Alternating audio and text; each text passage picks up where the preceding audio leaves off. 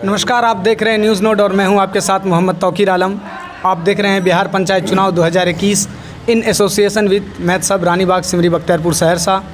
को inheritance managing director MD Hasan sir. मैं अभी मौजूद हूं निर्वाचन क्षेत्र संख्या 9 हरेवा पश्चिमी के समिति उम्मीदवार आसिया खातून के निवेदक पति सोहेल अहमद साहब के पास। आज आइए इनसे हम जानते हैं इनके आगामी चुनाव की रणनीति के बारे में। आज आइए इनसे हम जानते हैं इस चुनाव के मैनिफेस्टो के बारे में, सत्ता प्राथमिकता के बारे में और इनके द्वारा किए गए कुछ सामाजिक कार्यकर्ता के बारे में। सत्ता की दौड़ समाज के भीतर जिस रूप में भी रही, उसने समूचे पंचायत की राजनीति को नहीं बल्कि पंचायत को प्रभावित किया है। क्या ये शख्स उस दौड़ में शामिल हो चुका है? कौन है ये शख्स? आप इसे किस तरह से देखते हैं? आइए इनसे बात करते हैं। तो सबसे पहले सोहेल साहब, आपका बहुत बहुत स्वागत है हमारे चैनल में। शुक्रिया। एक समिति की क्या भूमिका होती है पूरे पंचायत वर्ष में, वो हमारी जनता को बताइए। देखिए, सबसे बड़ी चीज़ है, समिति हो या मुखिया हो, वो प्रतिनिधि होता है। और एक प्रतिनिधि जब भी चुना जाता है, उसका काम होता है जनता की सेवा करना, ठीक। और इलेक्शन सिर्फ इसीलिए होता है कि कोई भी उम्मीदवार जो पिछले चुनाव में जीतता है, उसने क्या काम किया नहीं किया, उसकी देख रेख के लिए वोटर जो है उसको वोट करता है कि इसने मेरे लिए, मेरे उम्मीद पर वो खरा उतरा है कि नहीं उतरा है। अगर खरा उतरा है तब जनता उसको दोबारा चुनेगी, अगर खरा नहीं उतरा है तो उसे जनता दोबारा स्वीकार नहीं करेगी। नहीं, एक समिति की क्या भूमिका, अगर एक समिति को सत्ता में लाया जाए तो उनकी क्या महत्वाकांक्षा रह जाती है पूरे पंचायत में? किन चीज़ों की जवाबदेही देनी होती है? देखिए, पंचायत चुनाव है, समझ गए ना। और इसमें भूमिका की जहाँ तक सवाल है, तो उसके लिए चाहे मुखिया हो, समिति हो, वार्ड मेंबर हो, सबकी भूमिका एक ही है। किसी का क्षेत्र बड़ा है, किसी का क्षेत्र छोटा है, और हर एक आदमी जो है, जो भी व्यक्ति चुन करके आता है, वो सब चाहता है कि क्षेत्र का विकास करें, अपने क्षेत्र में अपने हिसाब से हम विकास करें। पिछले चुनाव में जो भी कैंडिडेट जीता, हम नहीं समझते हैं कि कहीं पे उसका काम नज़र आ रहा है। सिर्फ अपने दरवाजे तक 3 योजना उसने सिर्फ अपने दरवाजे पे रखा है। और बताइए, आप जब आप अपने घर में योजना रखते हैं तो वोट भी तो अपने घर से ही लेंगे ना, ये तो वोटर समझता है। अगर आपको सत्ता मिलती है तो आप ही के राजनीतिक इच्छा शक्ति के आधार पर ही योजनाएं बनेंगी, एडमिनिस्ट्रेशन चलेगा, फैसले लिए जाएंगे और उन फैसलों का क्रियान्वयन होगा। तो उनके लिए आपका नियंत्रण और नेतृत्व अलग है। आप नेतृत्व करने नहीं जा रहे हैं, आप नियंत्रण करने जा रहे हैं। आपकी पत्नी जो है वो उनको नेतृत्व करेगी। तो आपका क्या चुनावी मैनिफेस्टो है? देखिए, सबसे बड़ी चीज़ है कि जो भी योजना सरकार से पंचायत तक आता है, उसका सही ढंग से समाज तक उसका इस्तेमाल हो सके।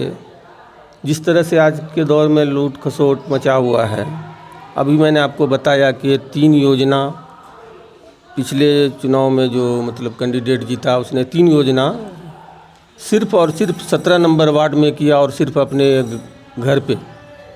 घर के ही आसपास।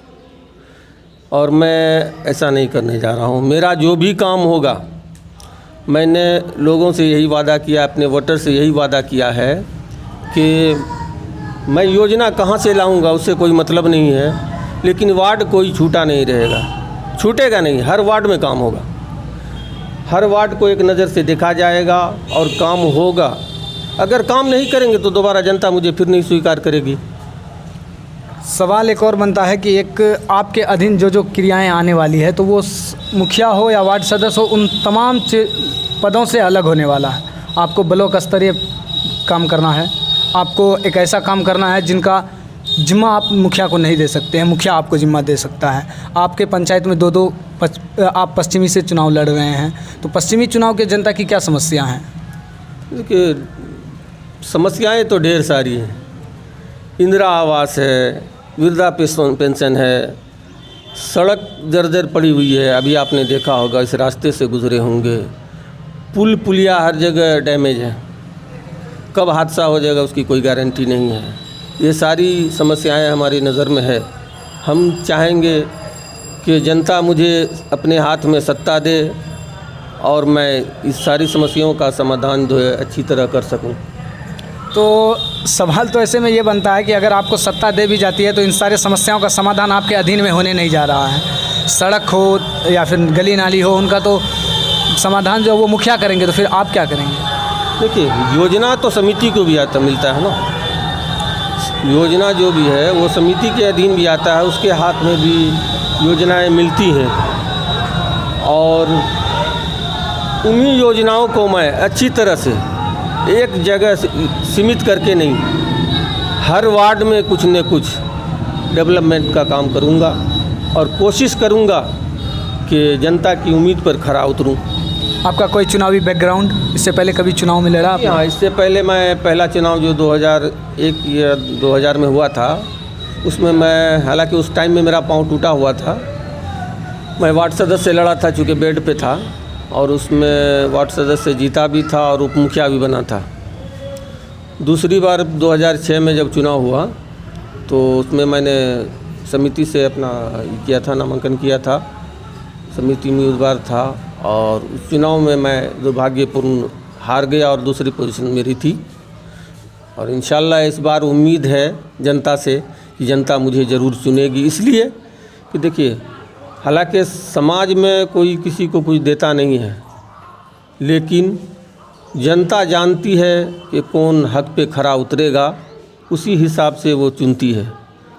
देखती है कि समाज सेवी कौन है, हक बात बोलने वाला कौन है, जनता तक हक पहुंचाने वाला कौन है, इस हिसाब से जनता वोट कास्ट करती है। चूँकि जनता बहुत पूरी तरह जाग चुकी है, अब उसको बेवकूफ़ बनाना बहुत मुश्किल हो गया है आज के दौर में। आप 2006 में समिति से चुनाव लड़े, जिन कारणवश आप सत्ता में नहीं रह पाए, तो उस 2021 में उन कारणों पर पर्दा डालने का क्या मास्टर प्लान है सोहेल साहब का? देखिए, हार जीत तो एक वोट भी होता है, कारण कुछ भी नहीं था, हमारी कमज़ोरी रही होगी, उसी कमज़ोरी को मद्देनज़र रखते हुए हार जो है कामयाबी का रास्ता दिखाता है, समझ गए ना। और हमारे अंदर जो कमी थी या कमज़ोरी थी, मैं अभी उसको पूरी तरह से कोशिश कर रहा हूँ, इंसान हूँ, कोशिश कर रहा हूँ, सीख रहा हूँ, समझ गए ना, कि वो जो मेरी कमज़ोरी रही थी जिस वजह से मैं हारा था, वो कमज़ोरी इस बार पूरी तरह से ख़त्म हो जाए। और मैं उम्मीद करता हूँ, पूरी तरह से विश्वास रखता हूँ कि इस बार सत्ता में ज़रूर आऊँगा। चलिए, आज के साक्षात का आखिरी सवाल कि अगर आपको आशीर्वाद दिया जाता है, अगर आप सत्ता में आने जा रहे हैं, तो किन विकास को प्राथमिकता देने जा रहे हैं सोहेल साहब? देखिए, सबसे पहले तो अभी हमारे यहाँ रोड की समस्या है, समझ गए ना। उसके बाद स्कूल, एजुकेशन डिपार्टमेंट पे जो समाज के लिए सबसे पहली ज़रूरत है। उसके बाद गरीबों का हक दिलाना, वृद्धा पेंशन हो या इंदिरा आवास हो। किसी को 3-3 बार इंदिरा आवास मिल चुका है, किसी को एक बार भी नहीं मिला है। ये बिचौलिए ऐसा काम करते हैं, हम चाहेंगे कि ये बिचौलिया बीच से ख़त्म हो जाए।